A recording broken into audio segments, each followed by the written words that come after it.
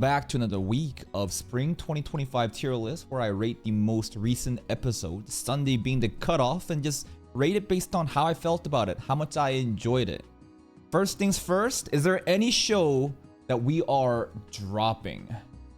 Hold up. We gotta maybe check out the analytics for some of the shows, but I don't think so. I think that currently we have a pretty strong roster of anime that has been filtered out, and they are pretty decent. I think the only shows that is kind of at the risk of being dropped right now, oddly enough, it's actually these shows. So it's Unk Tensei, MHA Vigilante, Windbreaker, and what else is there? Honestly, there's actually a lot, huh? Let me just put all these shows up. So the shows that I have down here are ones that I think I'm pretty confident in, right? Shows like To Be Hero X, shows like I think To Be Hero X definitely exists on a different caliber of viewership. Nothing seems to be able to kind of match that, right? So if we just look at To Be Hero, right? If we just look at the To Be Hero viewership and look at the right hand side, you'll see that obviously there has been definitely a fall off ever since we changed arcs from Nice to E-Soul arc.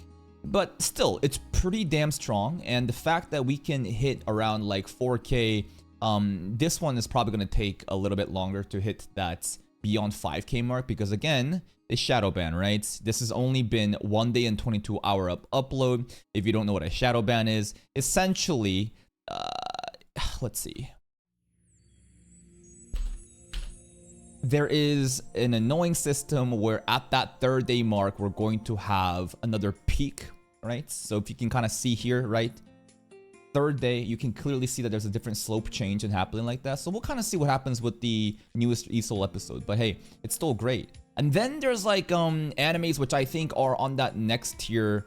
And it's Uma Musume, I think. It can definitely do it. Uma can do it. Apothecary Diaries has also shown potential to be able to do it. Evil Lord Isekai, I think, can do it on a good episode. Witch Watch, honestly, can do it pretty consistently. Boy Girl, if there is nuclear drama, can do it, right? And I think that these shows definitely are the next lineup, right? So let's look at this. If we look at Uma Musume, right? The viewership is pretty stable. Like, this is kind of what I'm looking for, right? I think the exceptional ones are when To Be Hero X is on fire and it's like hitting about like 10K on average. Then there's a tier right below it where it's still exceptional. We're hitting that like 4 to 6K range, right? Uma is there. Let's see. Not this. What else is there? Like Witch Watch, right? On a really good episode. Witch Watch can do it. It's definitely falling a little bit off, but the Nemu episode clearly shows that it is possible, right? What else is there? Boy Girl, right? Boy Girl. Friendship. If we look at that.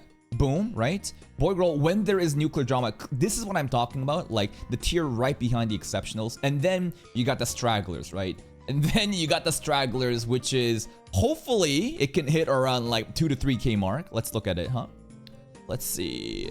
Tibate. If we look at that, boom. Oh, these are just Tibate memes. Sorry, wait. Let's see. Let's try this one instead. Beginning after the end. Boom.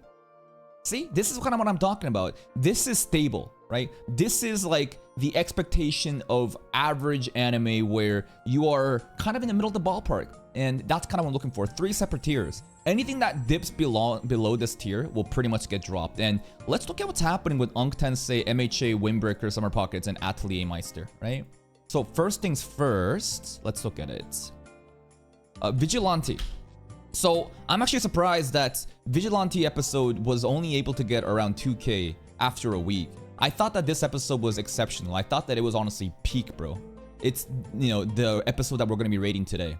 Watch time is still pretty good. Even if the views are bad, what I really care about is, of the people watching it, are they watching it for a long time? The ultimate like watch time here is looking good. If you look at the engagement tier 2, you can see average duration as well. Pretty good. That means there is a high quality audience watching this. Look at the engagement graph. It's not the best, but still, it's good enough to keep it around. This episode I think was exceptional. I would actually rate this as peak. Where is it? Where is it? Boom. Peak. Absolutely.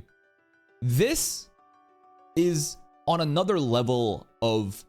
I think that the way that they were handling Stendhal's mentality, the mindset, his mind brokenness, the battle against Knuckle Duster, the hype building up for this villain was amazing. I would put the Stendhal versus Knuckle Duster episode in peak tier.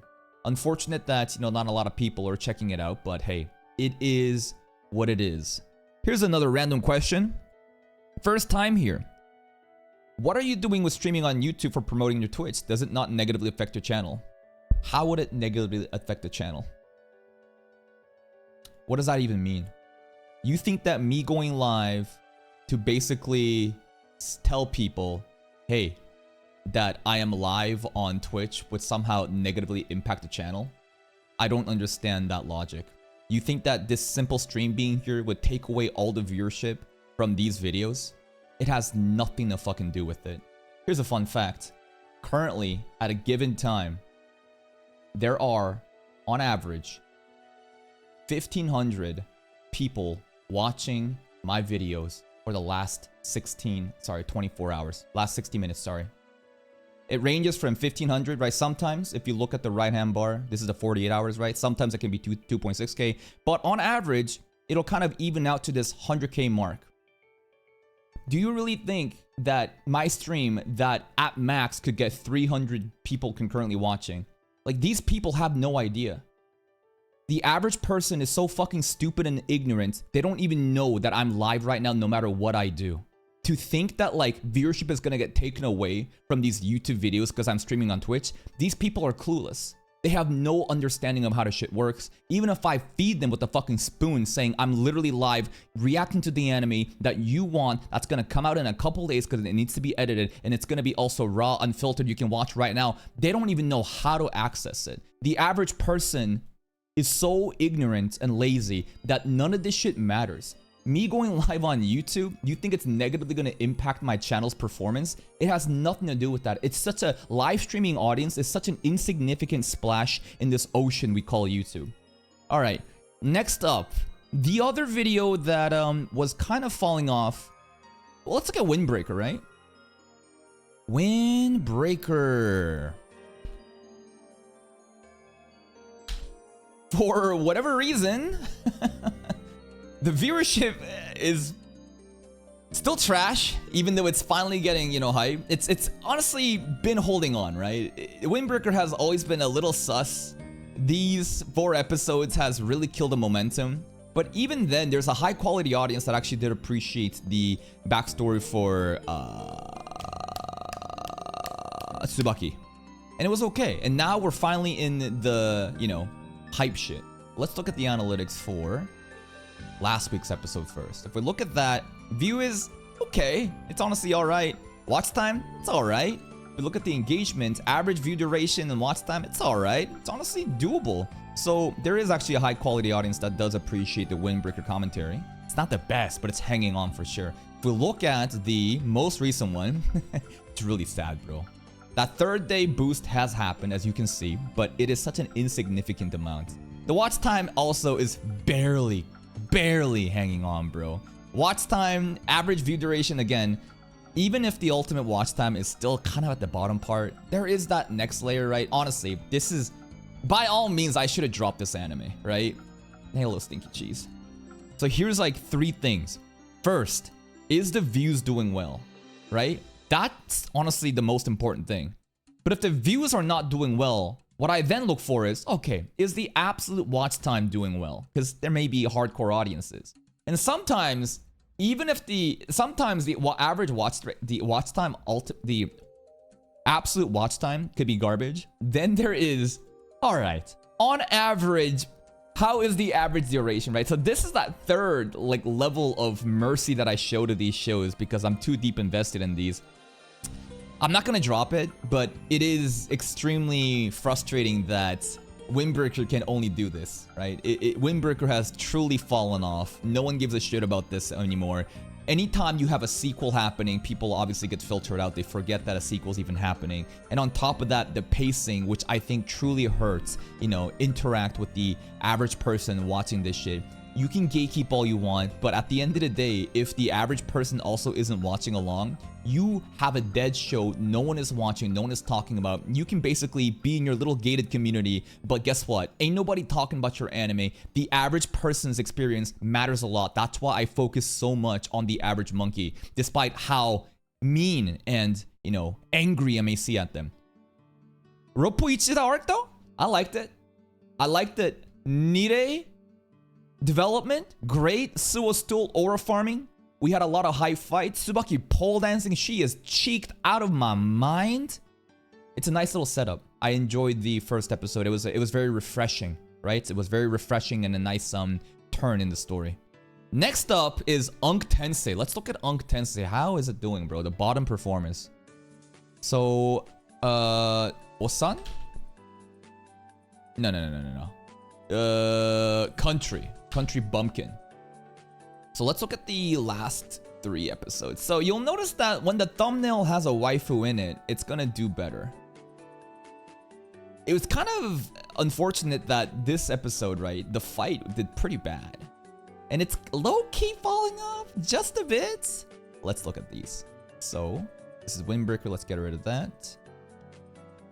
Unk Tensei, this is Unk Tensei, okay. So, it's okay, right? This is the... What episode was this? This is episode 5. It's alright. It's kind of holding on, right? This is, I think... And you would think that an episode where a hype fight happens, people would care about it, right? But like, people don't really give a fuck about the fights in this show. Is it the CG? I think the CG looks great. I think that people only care about the slice of life elements with Unk and the other girls as they thirst for him. And if those moments aren't happening, they just kind of tune out. It's very unfortunate. And then the most recent one, you can clearly see that every one of them, the views are just dying off. But again, I care about the absolute watch time. And there is a high quality audience constantly watching Unk Tensei. And for those reasons, I'm not going to drop it. I would rate the most recent episode of Unk Tensei pretty damn good. Good. The rat fight was better animated than Tobate could ever. That's kind of sad, right? Unk was like fighting 3 rats.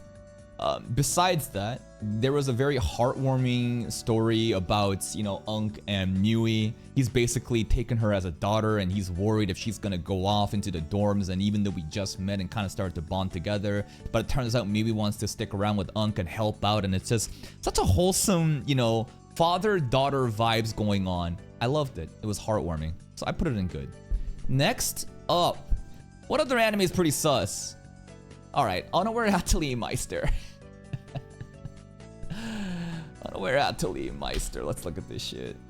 So, it's definitely struggling, right? Let's just look at the last, like, couple episodes. This was the episode when the Pope, you know, showed up and, you know, there's the stuff happening. The watch time is still good. The views have always just been dead. Oh, this one is just garbage. Honestly, I should have fucking dropped it there and there, bro. This, honestly, the conclusion of this arc was pretty fucking mid. This episode was actually so garbage, bro. Because this anime excels at the slice of life and the character interactions between Kurt and the other girls. When you have fight scenes taking over, which is basically Tobate level animation, it's not really there. We got the daughter episode, right? But again, it's doing a little bit better. This is like the slice of life elements that I'm talking about, but watch time's alright. And finally, most recent one, got a little bit more action. The interesting thing about this is, because of a high quality audience that I've curated for isekai garbage slop like this, you can tell that the average view duration, even if the absolute watch time may be garbage, the average duration is pretty solid. And that's why I'm keeping it around, right? I feel like I should have dropped this a long time ago, but every once in a while, there's like that one isekai that just somehow sneaks in, right? Newgate, for example. How the fuck did we finish Newgate in this channel? People kept watching it, even though it was so garbage. Failure Frame is another one, right? And and I think to a degree, The Great Alchemist last season was kind of like that too, where you have like these mid to garbage isekais that people kind of just watch for a long time, even if the viewership is not there, because I've curated, again, a strong community of those enjoyers.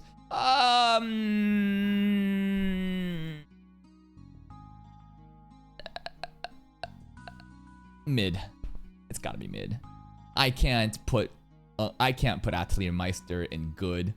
The fight, who gives a fuck? Akuri is very cute though. It's enjoyable mid. I don't think so. I can't, in my good conscience, compare these two together. Unk Tensei and what it was able to do in the most recent episode, I think is good. This is mid. This is enjoyable mid. What else happened here? Akuri clutching, Ulysia and like the demon kind of fighting, which is pretty garbo. That's pretty much it. Akuri's just carrying, man. Cute fan service. Next up, Summer Pockets. Let's talk about Summer Pockets. Summer Pockets has honestly been very fraudulent for a long time. Summer Pockets. Let's look at this shit. So, let's look at the last three. Okay? Let's look at the last 3 episodes. Summer Pockets, this was the Onahole one with Kamome, but you can tell that this is so fraudulent that even when fan service is happening, the views are down and the watch time is down, and the average view duration is down. This is a garbage audience, which surprises me, because you would think that a visual novel anime would have a hardcore audience that would be willing to watch the entire thing. This, not only is it failing in terms of absolute views and absolute watch time, the average view duration is also fucking garbage. Truly shows that this has a garbage audience, a bunch of unloyal, just tourists that don't even care about the whole thing. Fan service episode with Kamome being hoarded out, but again, this one is also extremely fraudulent because, remember, I covered this in the last tier list. This video got botted, brigaded. External sources pumped this video, and you can tell that the duration of this is absolute fucking garbage as well, right? Absolute watch time might be high since it got pumped up, but if you look at the average watch duration, it is garbage. Very low quality, fraudulent audience. I don't know where the hell these external sources come from, but this is not gonna help. If you want to grow on YouTube, you need organic audience to watch this shit. You think that like posting these videos links in a group chat or like a Reddit thread or some other forum to get external traffic is gonna help? None of that shit fucking matters. It's scaling off of the recommendation system organically within YouTube. And then we had the plot twist episode. Actually pretty sad that a pop-off episode, which should have by all means been an episode that can exceed beyond a pathetic 2,000 views. That's the best you can do? Truly shows that Summer Pockets has such a garbage audience watching this, man. I haven't uploaded the most recent episode. It's gonna go up pretty soon. But shit like this, it is very telling that the people watching this, it's pointless. Me continuing to invest into a series where not only is the views garbage, not only is the watch time garbage, but the average person watching it also doesn't watch. That's fucking point. It's a waste of time. Now, that's just performance talking. In terms of the actual episode, I put that at peak. I would. These 2 episodes I think were amazing, man. Last week's episode, we already watched the most recent one yesterday with Tsumugi coming in, but we're rating, you know, last week's one, right? This, what it did with Kamome, it was a mindfuck. I was just blown away. The plot twists, the supernatural elements, and I'm just schizo theory crafting, and it was a fun session. I enjoyed the conclusion of the Kamome arc. Hopefully people will actually watch the Tsumugi stuff, but if this is the pattern of behavior of all you can do is just barely scrape by, I'm gonna drop it if it doesn't perform. Again, I think that I'm being overtly lenient. I'm being too lenient. If the views are down, I should have dropped it, but I go out of my way and tank the fucking analytics for this small group of people just because they want to watch it for a long time. And I think that's totally fair. I'm literally taking an L when I know that I could be pumping some other video that can get me way more views and way more growth. But I choose to do this shit because I want to be a variety, you know, content creator. But if you can't even give me the watch time in this small group of people that's, you know, supposedly a hardcore audience, we are wasting our fucking time. All right, those are the shows that's been kind of sus. Now, let's talk about the other shows. Well, Apothecary Diaries was on break this week, unfortunate, so we'll have to kind of just put it down there. Two Perfect Saints, I would say that it was a good, if not great episode. The developments were definitely there, right? This was the one where Mia is reaching out to the first prince, and we get to hear about why he's a shut-in, and Mia is able to encourage that guy, and there's like they're both kind of like similar in the way that they have been treated. Philia is also kind of, what's she up to? Talking with the king, figuring out can she go and save, you know, the Draconian kingdom and stuff like that. A setup episode with a lot of Mia scenes, which I truly enjoy. I put it in good. Next up, Ninkoro. So we had a follow-up of Roboco. That Roboco episode actually fucking peaked. The most recent one was just titties. And usually I wouldn't rate an anime high just because of fan service. The entire episode was you know, Satoko with like triple Z cups because she thought that this is going to somehow make Konoha feel better because it's going to help put storage in her tits because that's what Roboco was able to do. Which is, the more I talk about it, the more I realize how stupid this sounds. It was still a good episode though. Was it great though? Let me think. Was it great? It's just titties. And then we got more Leader and Yuri stuff, and we got to see how much more garbage Yuri was. I like the other girl, the Marin girl, right? The scientist girl. I'm glad that she's not dead. I'm glad that she's a reoccurring character. I put it at good. Yeah, I think I put it at good. It was a solid episode. I enjoyed it. Next, we got Shiunji family. I would put this in great. Shiunji family is killing it. In the beginning, I was very frustrated due to the pacing. First 2 episodes or something literally got nothing done. Ever since the episode where we went to like quote-unquote Disneyland with Banri and had a little date, right? Things start to really pick up, and Oka did like a fake confession, and then it's just been home run from there. I was actually surprised at how much I was invested into the backstory of Minami and her captain, Senpai, in her tennis arc. You would never think that in the span of 1 episode you could actually care about these characters, right? But I was invested, probably because I come from a sports background and this is a lot more relatable. Maybe some other people could not find this relatable because they don't really understand what like the heat of competition and what it's like to have Senpai's final year and like putting everything on the line for your dreams with an injury on top of that too. It's getting really heated, man. I truly enjoyed it. Kotono, what did she do?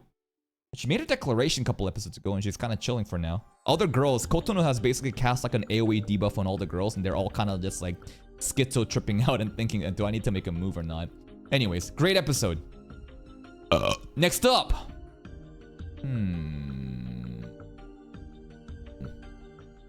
Yami Healer. Good episode. Good episode. It was fan service episode, right? We're doing a little bit of a transitionary phase. We just concluded the, you know, probably the biggest arc that we've had. Sorry, not the biggest, but like maybe the most important arc in terms of getting revenge against Aston, the guy that kicked us out of the party. Remember, Banished from the Parties has one gimmick arc which usually always will do well because this is like the revenge of getting back at the people who banished us. We're Hot Springs. Cute, funny fan service. Some setup happening near the end. Dio's voice actor is some sort of healer, an elite healer. They come by and they need Zenon's help. That's his name, right? Zenos? Yeah, Zenos' help. And now we have a new arc, new map being explored. We're going to go to the top, and there's probably going to be some fun power fantasy from elite healers who think they're hot shit because they have a license, while Zenos doesn't have a license. I can definitely see some fun power fantasy happening with that. Next, boy-girl friendship.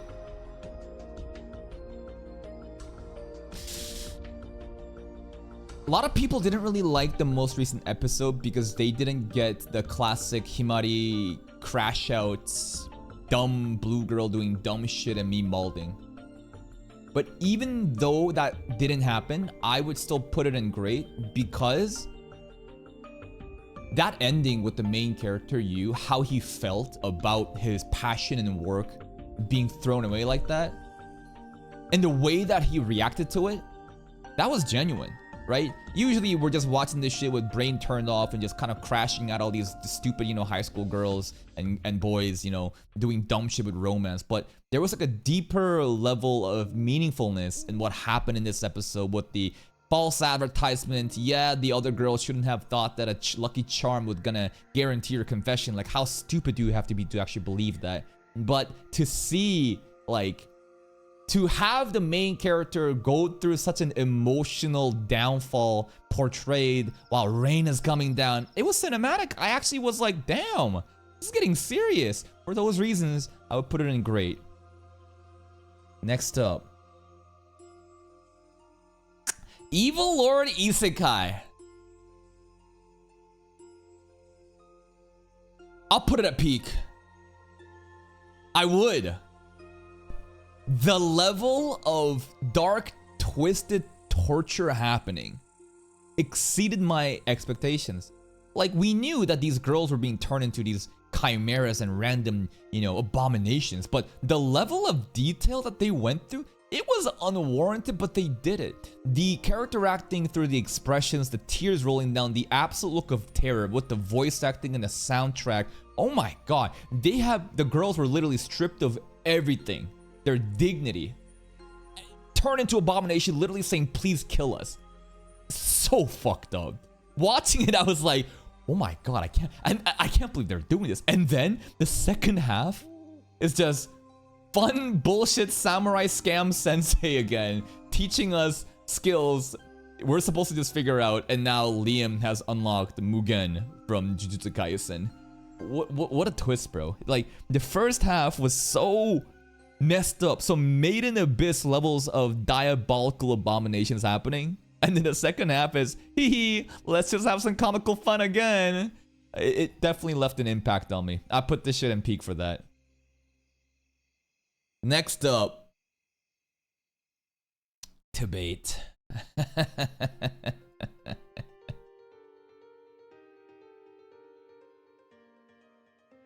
Probably should be mid, right? It should be.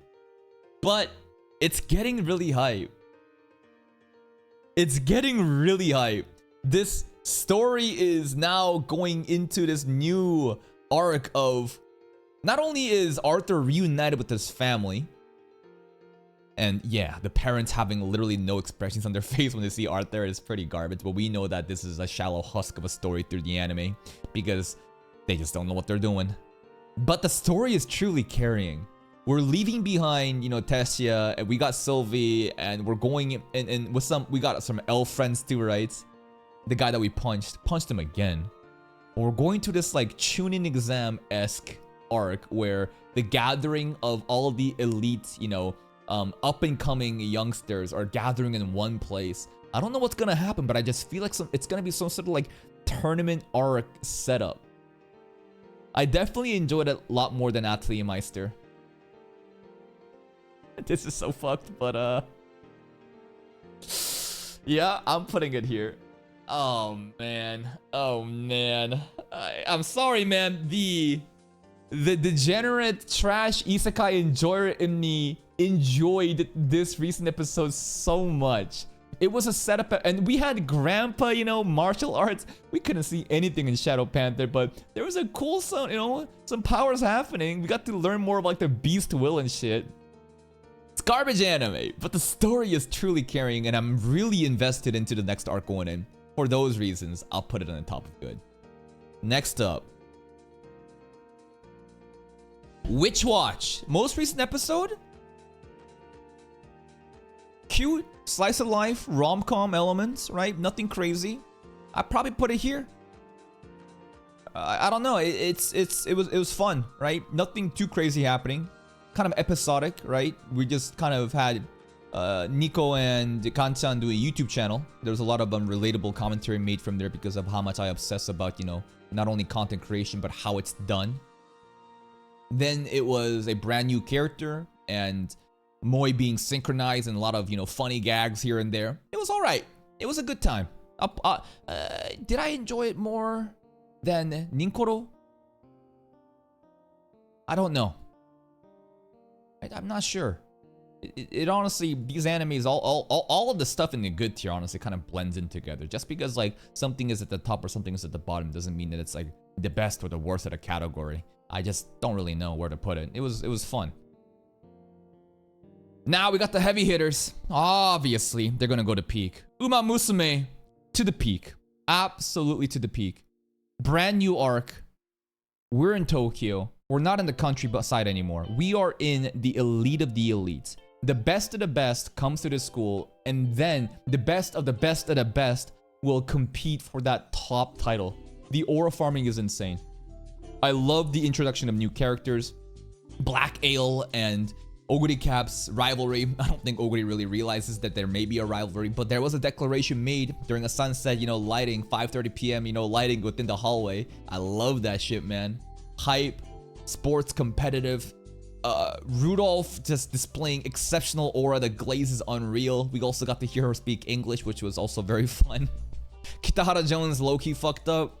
Due to some paperwork issues, Oguri can't participate in the Japanese derby. Now we gotta go and basically prove our worth by beating these top-tier athletes in these graded races. And maybe, if we beat Black Ale and so on, Oguri will be allowed to participate in the Japanese derby despite, you know, missing the, you know, deadline. And finally, of course, 2B Hero X to the top. It was amazing conclusion to the ESOL arc.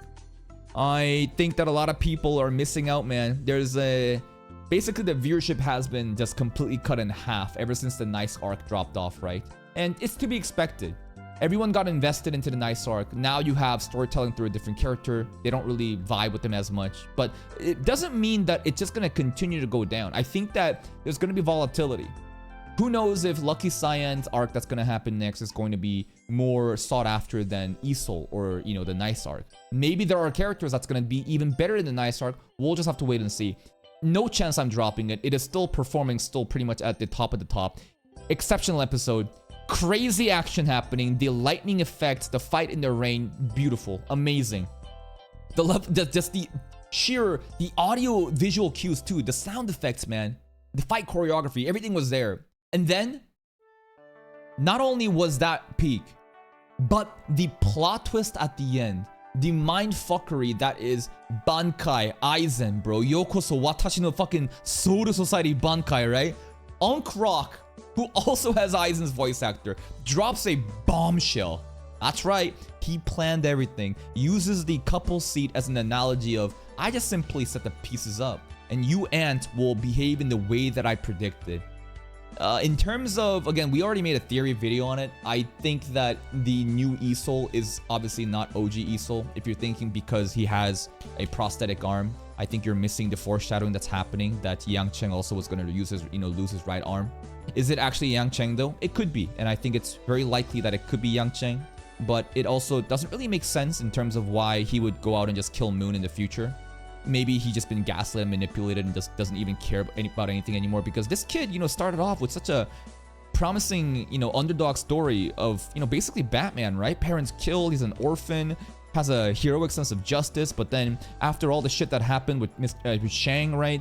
His friend getting killed off, now he doesn't even look at the girl anymore. He's like walking the path of darkness, and yeah, maybe it makes sense that Yang Cheng in the future would just kill Moon like that. But an even interesting theory is how they merge together because of the theme of souls, electricities, some imagery symbolism of the graphs, the analytics combining into one, or even the lightning aura of it being bluish but purple hue as well, man. I think that it's sad. Yeah, a lot of people are comparing him to like, the whole Anakin, pipeline of becoming Darth Vader. It's sad, man. But the twists are amazing. I loved how they just Unk Rock. Apparently, the crazy thing too, Unk Rock apparently is the father of Mr. Shand.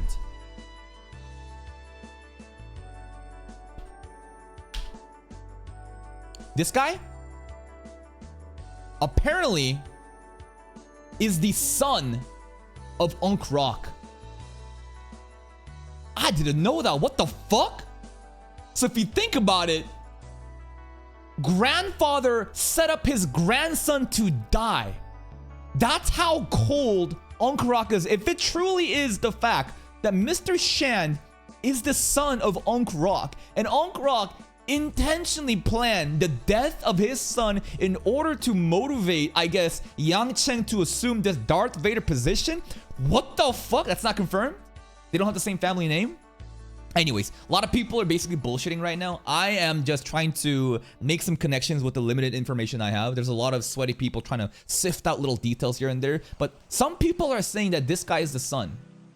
Whether or not it's not the son or not, I don't think it really matters. There's obviously like bigger implications of if it truly is the son. But at the end of the day, I think Unkrok is simply trying to utilize the title of Isol and basically putting his own, investment into it. He's poaching the title of Isol, got rid of OG, and maybe even Yangqing as well. Did they merge or not? I'm not really sure. But he got what he wanted at the end, and I'm sure that he's gonna go, I don't know, for the whole like hero tournament ranking system. And basically, it's just powerful people doing fucked up things with the resources they have and just becoming more powerful, man. And that is my tier list of this recent episode. Remember, Apothecary Diaries still not, happening.